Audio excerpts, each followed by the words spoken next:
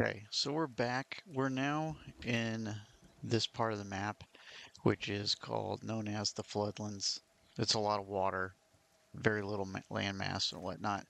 Um, we snuck over here from World's End. Again, we just had to avoid, keep out of range of cannibals and that sort of thing. We didn't really encounter much getting from here to here. It was a pretty easy walk. Sometimes you get lucky and sometimes you get really unlucky, and it's just like, enemy after enemy that you run into. So out in this territory, there's an enemy over here. This is one of the this is one of the places in the map that is kind of, it's not really habitable by humans, and so there's no humans out here, but there are, skeletons and robots. This is an iron spider. Um, these guys aren't too bad to fight, but they do a lot of damage. Just so you know, if you haven't encountered them before, think about, fleshy humans fighting a metal robot that it's like a spider and jumps at you and smacks you with with its metal arms and whatnot.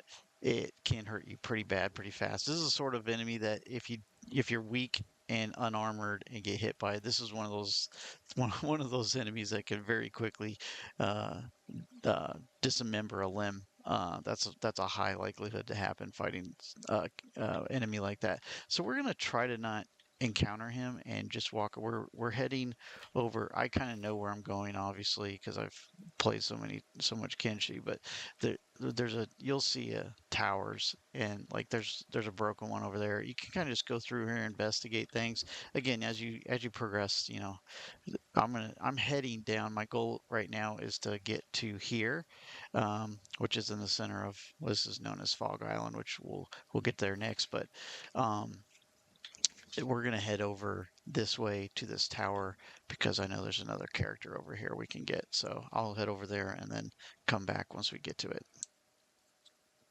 And I will say, like, we are sneaking because we're trying to avoid getting seen. Like, I may need to maneuver these guys over, like maybe this way. You can kind of these these, by the way, they're a little less of they're at sauce, so we'll probably just run away from it because I think we can outrun it. It's not very fast, so we'll just try to run away from it. Because we could fight it, probably beat it, but people get pretty hurt, and sometimes you gotta just decide, like, do I want to get into that fight? And then, yeah, and see, they give up pretty easily if they can't catch up to you. So sometimes you just, do I want to fight and get the XP, or am I trying to accomplish something, and do I really want to get my leg broken or ripped off and then have to deal with that situation? It's all fun, but it's just about what you want to get done. So anyways, we're gonna head over to that tower. Okay, so we made it over here. This is actually good. So what you're looking for when you come to the Floodlands, if you're trying to find this character, is you're gonna run in, it's gonna say unknown tower at first. You're looking for, there's a tower with a windmill or, wind generator on the roof. And a lot of times the person we're looking for will be standing right here. I've had sometimes where I can't find him at all. It's difficult to find him. But if you just kind of scroll around and look, like I spotted him already. He's over here. He usually hangs out in this area. Sometimes there might be an iron spider come by and he might be fighting it or something. But he's usually near this tower. If you can't find him, I don't know. I've had that happen before. And maybe it's just he got killed or something before you got there and found him. And the game does remember that when NPCs die. So you can get them back by, like I said, I think I mentioned before, you can re-import a game and re-import dead NPCs. That's one of the ways we could fix the towns where all the shinobi traders are dead and stuff. If you want to or you need to, because that can get annoying. If all the shopkeepers are dead, you might want to re-import the game with dead NPCs to get them. So, anyways, he's one of the guys, I mentioned that only because he's one of the guys that's kind of out here in a sort of a hostile area, and I think sometimes he gets killed and you can't find him. But anyways, we're gonna go talk to him, and he's a skeleton. So this is just another dialogue you can go through. I won't read it all and bore you with it, but I'll just say, yeah, I'm looking for treasure. He's like he talks to you about some stuff because he's a skeleton. So this is the first skeleton we're gonna get in our crew. Again, you can start as a skeleton and play through, and there's other skeletons you can recruit in bars and stuff and different places. But we're just gonna go through and this is a free one we can get to. So, anyways, he has some interesting dialogue because skeletons. Kind of the lore and the backstory for them is that they've been around. They're very old, and some of them remember the olden days, and some of them don't. Some of them are broken and just try to attack you and kill you.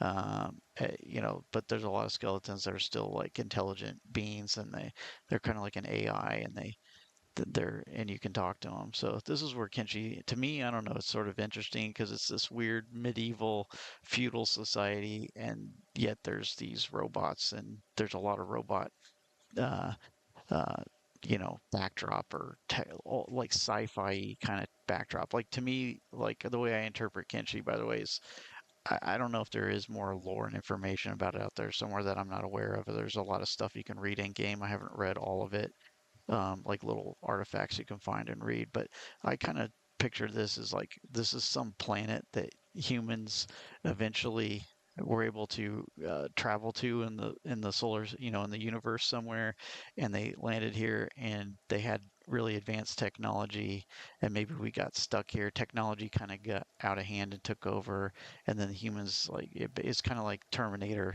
The AI started to take over, and the humans basically kind of destroyed it all, and along with that, destroyed their own society. This is just kind of my interpretation of what the backdrop of Kenshi is. And then there's like these bug guys and Shaq, and maybe they were the alien life that lived here, but now we're all just kind of integrated together and live in this weird, you know, feudal Japan slash theocratic holy nation, factions that have taken over the world. I don't know. That's just kind of my interpretation of it. But anyway, so he's a skeleton, and you can say the friendly things with them. Um, yeah, I'll just say you've been one.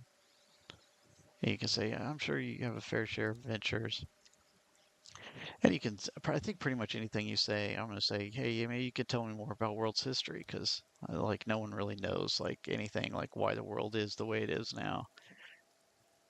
Then you can basically end it, not recruit him if you don't want to have him in your group, or you can say, hey, you could probably impart some knowledge, and then boom. And this is one of the characters. Like normally when you recruit a default character, it pops up with a screen like this, so you could like we could rename him. I'm going to leave his name what it is, and you could change their appearance and stuff like that. So normally, like when I showed like catnip, the shack and the bar that I ended up not recruiting, when you just recruit a default character, you usually get a pop-up menu. I'm not sure why it happens with him because he's kind of a custom character, but it doesn't matter. But this is what it'll pop up, and then you can review their stuff, change their appearance if you want to, and change their hair, rename them, things like that, and then you just hit confirm. And now he's in our group. So, um, anyways, so that's that. The only thing else I'll say is we're gonna uh, go through and loot this building. This is like his house, but now that we're friends with him, we basically can go through and loot. There's some good loot in here we're gonna get, and then we're gonna travel south down this way. There's a few more places we can kind of hit. There's a ruin in here that we'll come back to later because we're not ready to really face that at this moment, or at least I'm not ready to really deal with that. And then our goal ultimately at the moment, at least, is to get the mongrel. So, all right, thanks.